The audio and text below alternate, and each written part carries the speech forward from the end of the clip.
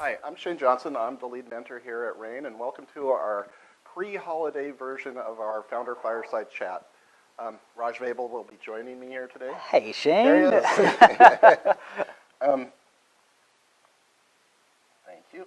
Yep. So before we get started, tell me about what you just poured. Sure. This is a white tea from northern India.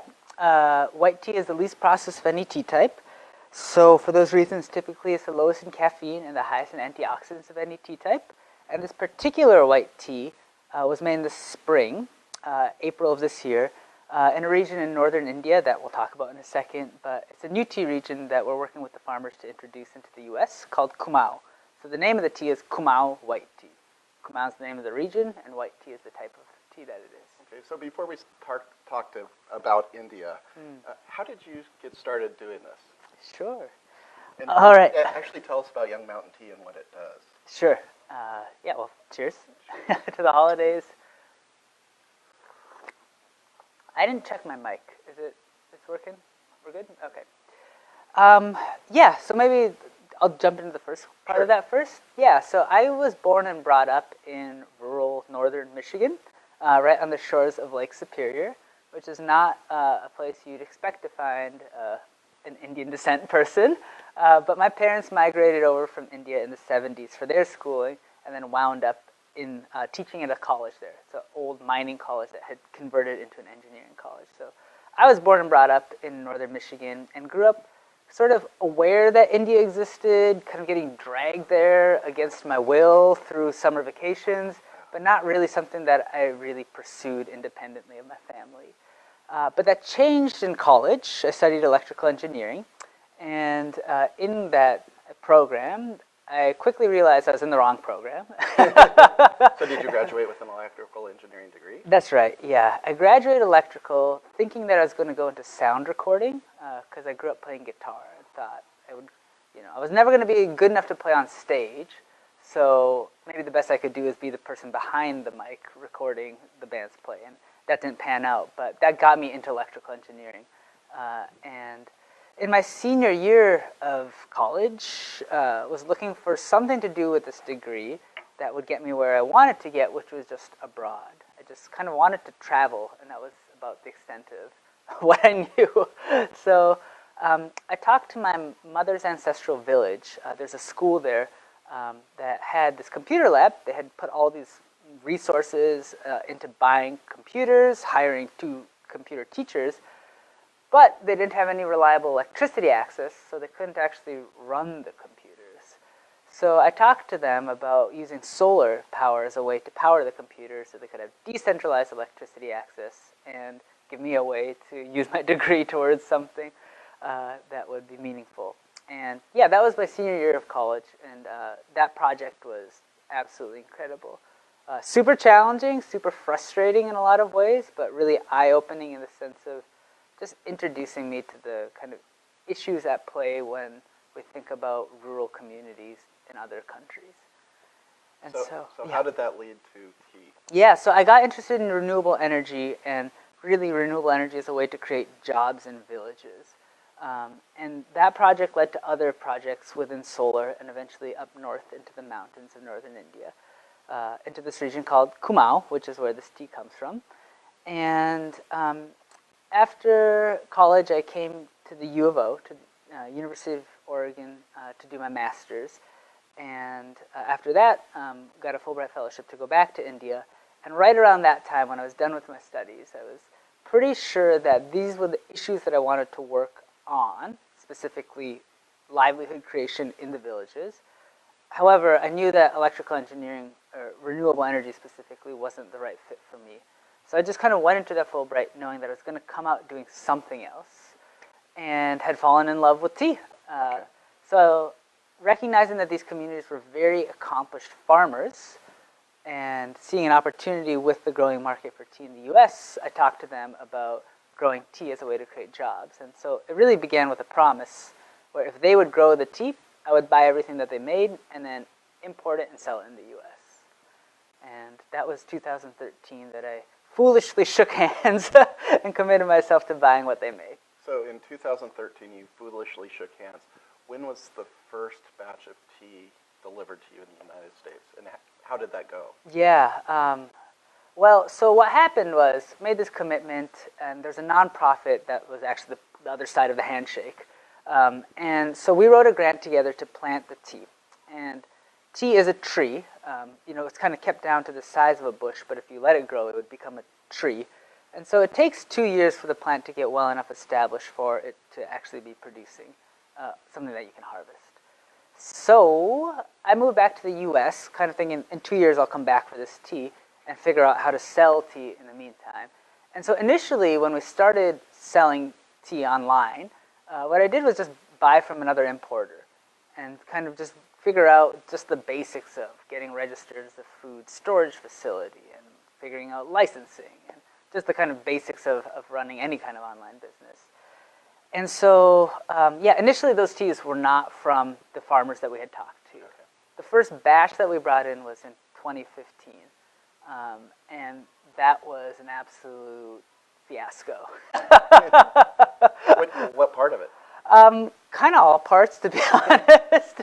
So there was a spring harvest, and so what happened was, we got this grant for the farmers to plant tea in India. And we found a local nursery that had tea saplings, so we got the tea and we planted it. And I had read that it takes 2 years until you can harvest tea. However, I didn't really know anything about agriculture, and the farmers that were growing the tea didn't really know anything about farming tea specifically, and basically the crop failed. There was hailstorms and a couple other things, and basically we were aiming too early to harvest these 2-year-old plants. But very true to rural Indian style, they didn't want to tell us that over the phone. So they waited till I got there to let me know. And we had actually done a big Kickstarter.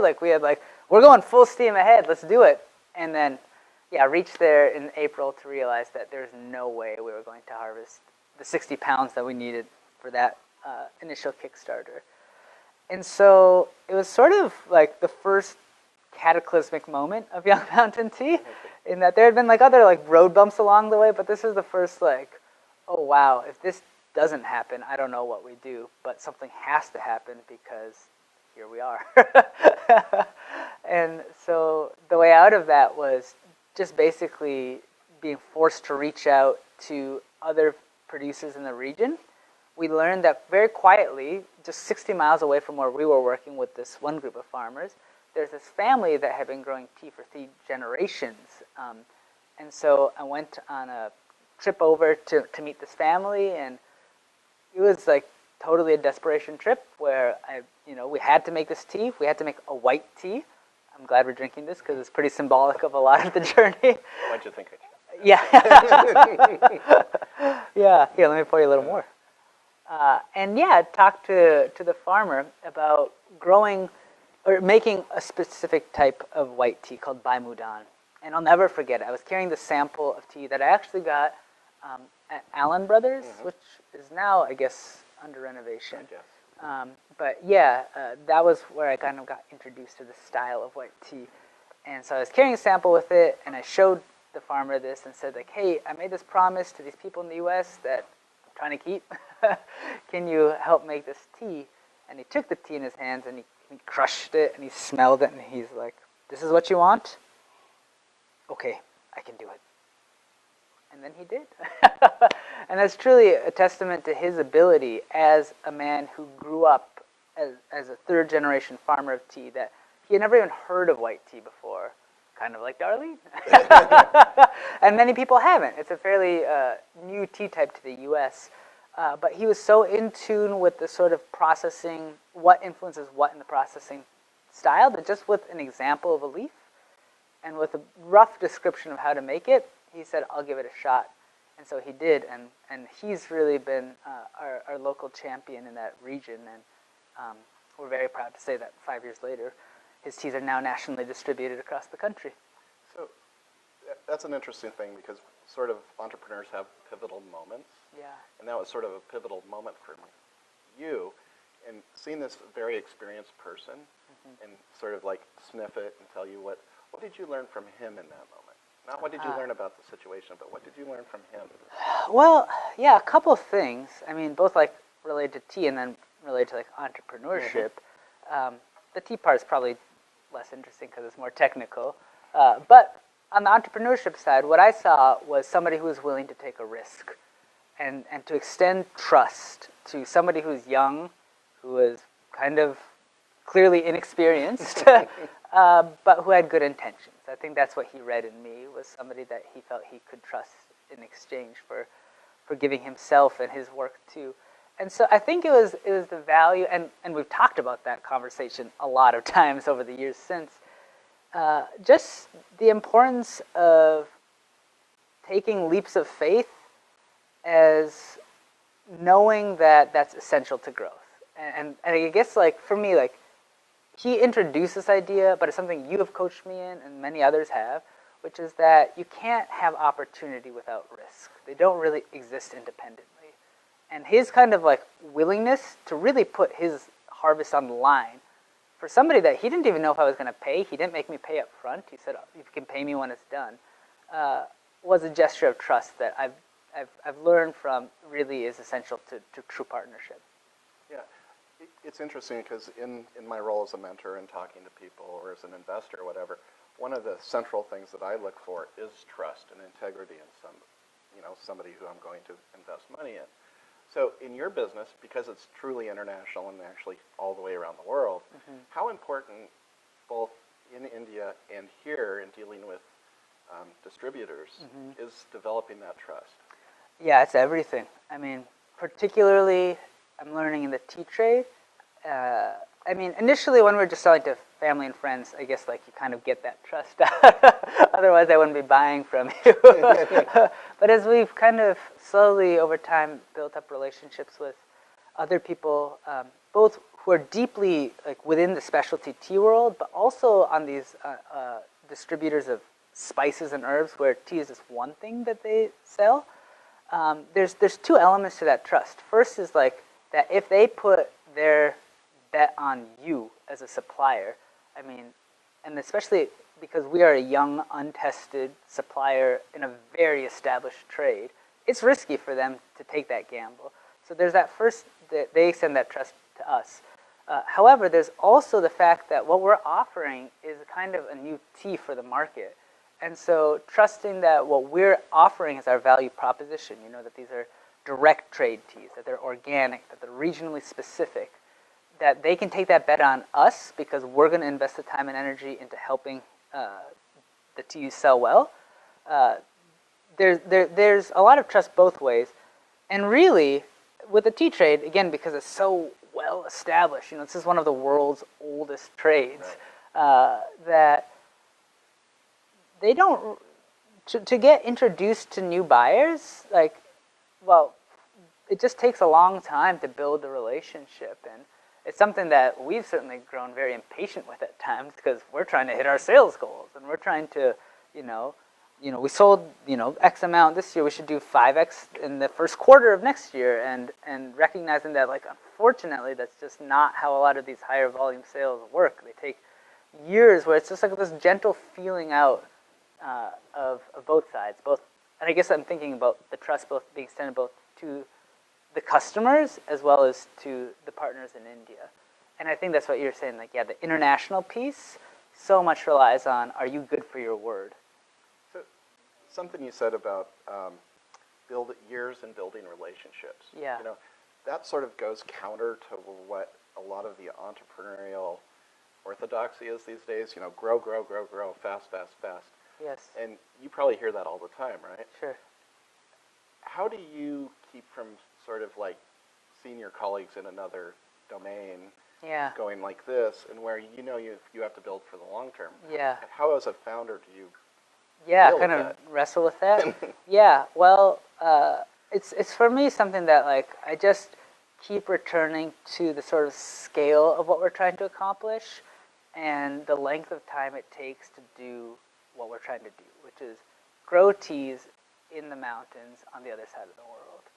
Like, that is a project, and knowing that when we go back to the farmers, it's very interesting because on the U.S. side there's that pressure to grow. On the farmer side, they couldn't care less. They're like, why are you so bothered about it? Just like, I told you it'll be there sometime this year. Like, just wait 2 months. So I guess it's partially just feeling like comfortable with this being a big, long project, which comes both from the nature of the communities that we work with. Like, that's just how they operate.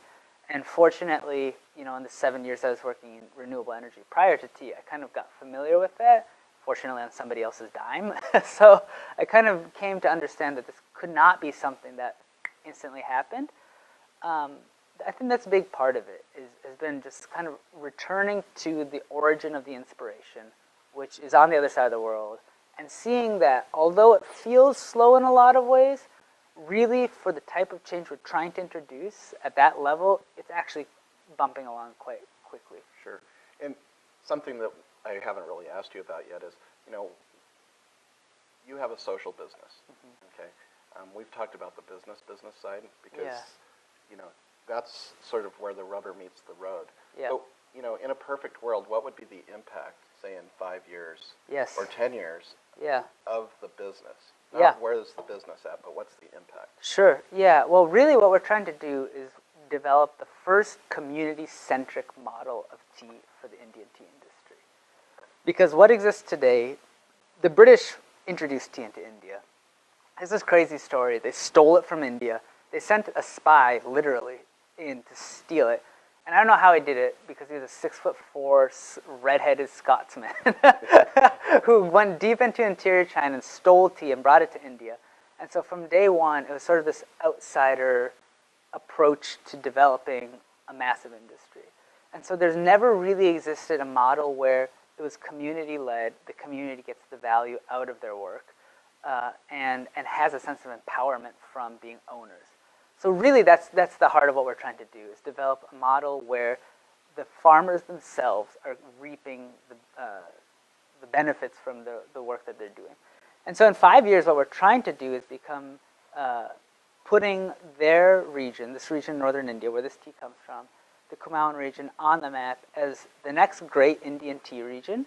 People have heard of these names like Darjeeling and Assam. We want Kumaon to have the same gravity in the market, but then also to be the first region across India that is developed with and by the community. Okay, so it's sort of, you're managing a two-headed beast, right? Yes. You have to run a business for profit. Yeah. You also have a mission to do. Yep. What are some of the challenges of doing that? Yeah. Well, first there's my own limitations in having absolutely no business background. And for that, I have relied on mentors. Thank you. Yeah, because, I studied engineering. Nobody in my family has done business. And so it was kind of like, really the reason we chose a business approach as opposed to a nonprofit, which is often what we get asked about, was just for the ability for a business to scale financially. That is kind of more intrinsic to the model than something that's like grant or donation based. So, I mean, on the highest level, it's just been like understanding what a business is. Right. And I was actually listening to a podcast on entrepreneurship yesterday where this guy just boiled it down to this very simple thing. Like, any successful business does three things. They have a good product, they know how to market it, and they have the financial wherewithal to actually make the business run. And I don't think I had any three of those when I started. And so as we've grown, and it's not like we're out of the woods by any means, but what I think we have accumulated over time is this appreciation for the, as you're saying, for the fact that those things have to be there, or you're saying the rubber meets the road. Right. If those basics aren't there, then it's not going to work. But what has been the biggest challenge has been sort of, well, two pieces. The timeliness on one part, because as they're saying, like, social change takes a long time to happen. And the metrics that we have in place to monitor our social impact are not going to change very quickly. So like kind of like figuring out how to rationalize very slow change in one set of metrics while also figuring out how to just reach profitability on the business side of it. And really, on a personal level, figuring out how to span those two mindsets has been a challenge that has been really helpful, because one of the things I hold myself to doing is going back to India twice a year, which really slows down a lot of our business growth because I'm not here, I'm on the other side of the world. But fortunately, what it's allowed us to do is really stay in touch with the reason for the work, which helps to justify when we come back to the US why this is kind of taking a long time to fall into place. And then, of course, as you know, the second thing that has come out of those trips is a second revenue arm. In the guided trips, we organize trips where we bring people into the villages and they get to meet the farmers. And so that's actually been pretty critical, we realized, to our own success, because I'd say the biggest challenge that for me on a personal level has been learning how to manage cash flow and just recognizing that, oh, if you're selling a physical product, you need to buy it before you sell it. And that means you need money to buy it. And that means you have to plan for when you don't have money, but you have a lot of inventory. Correct. And so learning how to kind of ride that roller coaster and match sort of the way we do business to those ebbs and flows, and finding this other form of revenue of the trips to kind of help us get through those low stretches. Just the kind of dance of all of those pieces has been a challenge, but ultimately a very rewarding one. So what are some of the assumptions you went in with, like about the market or how to sell tea or do whatever, that have, I'm not going to say surprised you, but radically changed from what you thought they were going to be? Yeah. That's interesting, because I still catch myself unearthing new assumptions that I didn't even know were there. True.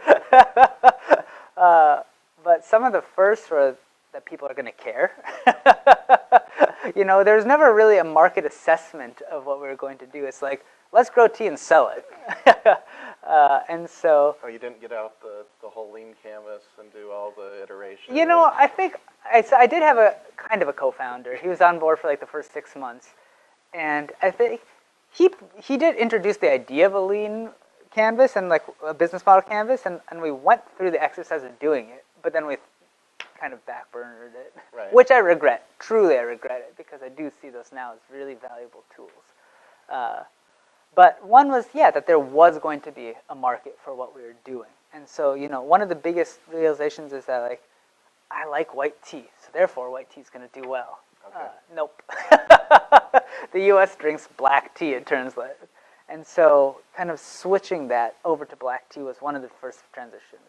The second one was that within this, like, okay, so now we're in black tea, but we're selling like the uber premium black tea, which turns out there's not much of a market for in the U.S.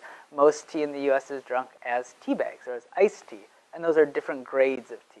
So that's actually one of the assumptions that's kind of come to the front in the last year, is that we cannot rely solely on these top grade teas to survive. We need to be selling what people are actually drinking in the U.S., which are these other grades of tea. And how do you compete with this commodity tea market then? Or how do you even get shelf space or distribution? So our approach has been to partner with the industry leaders who do know how to do that. And so we've been very lucky to be sort of taken under the wing of a couple companies that have recognized that what we're doing does have a lot of potential for the future of tea, being direct trade, being, you know, in touch with the community, not just like in a CSR sort of whitewashing way, but a genuine relationship with the people. They recognize that, and so they want to be a part of that trend, and they have the relationship. So they have opened up a lot of doors for us. And so actually what we're realizing is that, and this is under, of course, a lot of coaching from people like you, that our retail brand, what Young Mountain Tea gets known as, might be kind of separate from what actually the volume that we move as being like, that's also Young Mountain Tea, but not something the consumer will ever know, because we're supplying to these other people who are going to repackage and sell.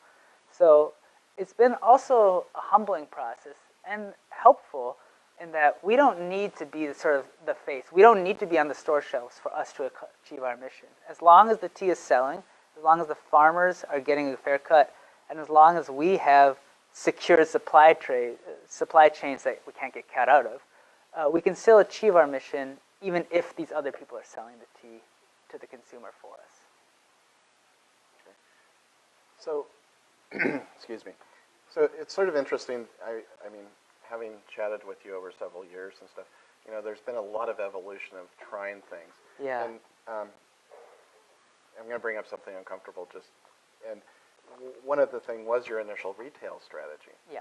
And I think I've done this. I think other people who have founded business have done it, who've done some things because it sort of feels good sometimes. Yeah. Right? It's like, I have a thing here. Mm-hmm. So, your initial retail strategy, I felt, was a little bit of that. It's like, see, this puts us on the map. Yeah. And sort of being the self-aware person that I know you are. Yeah. When did you realize that potentially was what was happening, and how did you react to it? Yeah, I mean, I think as we became more regular about checking in against our goals, that we were just forced to face the music. And I honestly don't know if left to my own devices that would have happened otherwise. But yeah, I mean, really, although this is our 5th year in business, it's only felt to me the last 2 years that we've really sort of had our grounding. And I attribute that a lot to our team, because having people who do have not only the interest but the ability to do a lot of the sort of day-to-day planning and bookkeeping that needs to happen for us to have the information to make smart decisions around. Yeah, we didn't have that in place, and as much as I'd like to believe that I had those abilities, I didn't. And so I'd say once we started to actually pay attention to how was this month compared to last month, how is this month compared to what we said this month was going to be, and here's the most important part that took us a while to also get into the habit of, like, and what do we do different now as a result of falling short consistently of those plans? That forced us to change, because the other alternative was just to go under. So, I mean, you're in this really old business. It has a business model that's etched in stone. So, have you had to adapt it or change it for you? Or how have you changed it so it works for you and your mission as your business? Yeah, I mean, the biggest thing is doing direct trade, because almost all of the people that sell tea to consumers now do not actually buy it from the people who grow it. There's a lot of people in the middle that have a lot of value, we've realized. Shipping. Yeah, and like those logistics, the sort of customs, both on the India side and the US side, like, it's a lot of work to figure it out. Fortunately, we didn't know any better, so we had to figure out how to do those things on our own. But recognizing that by going direct, we can offer a level of transparency and information that consumers of tea now want and expect from other industries like coffee and chocolate, and that very few people continue in tea to do. That allowed us to differentiate ourselves. And it's nothing radical. Like, yeah, it's already happened in other industries. It just happened really within tea. And the reason we're so excited about being in tea is that it is the world's 2nd most consumed beverage after water. After water, only tea is drunk as much. And so to be in a position to bring that kind of change into tea at the time where the US is really for the first time developing a taste for the drink is a really exciting opportunity.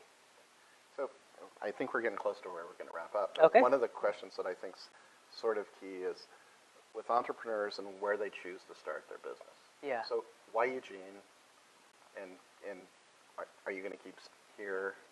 Does it make more sense to be in San Francisco because of importing and distribution? But why Eugene? Yeah, a couple of reasons there. The first was because I was dating a girl who at the time was here. But that wasn't the only one. I mean, there's 2 parts to it. Like, we did look at where the U.S. tea market was, and unfortunately there wasn't really good market data for what we were looking at for specialty tea. But to be sort of on the I-5 corridor between Seattle and San Francisco, which are the 2 major West Coast markets, LA is kind of its own thing that does acts in a different way for what we're doing. So to be kind of between those 2 was one very valuable thing. And really, it's been, as we've grown, really essential to also have proximity to Portland, because Oregon disproportionately drinks tea for the for its population size. And that's been a really fun thing to tap into. So that was part of it, was like just the geography of it. But then also, because we don't operate a brick and mortar, it's been a very valuable thing, because compared to, say, the Bay Area or Seattle, like the 2 big cities we're looking at, rent is just so much less expensive. There are some challenges with importing. It would be nice to be in a port city, Right. because we're paying a lot for the freight to move from where it clears customs down to our warehouse. However, we can also, we found ways to work around it, including going ourselves to pick the tea up. And so, yeah, I mean, those are all like sort of business sides, but then there's also just that what we were looking for was a community that would appreciate and value our work, where I would personally also feel supported, and because there's roots were here, it was very attractive to sort of begin this journey with the communities on the U.S. side that would care about what was happening on the India side. But was that the right assumption? I guess I don't really have a counterfactual, so I don't know. Well, I mean, I think our community is fairly supportive of things. Yeah. So, I mean,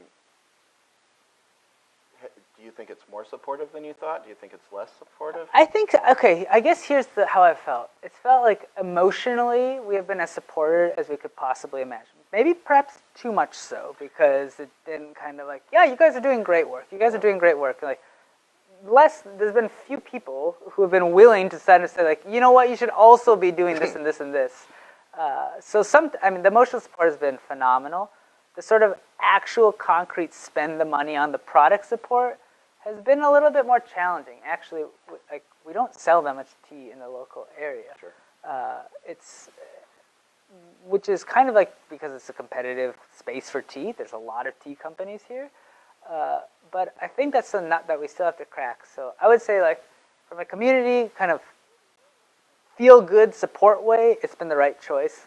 I think it's still on us to make the case that it was the right choice from a business perspective. Okay.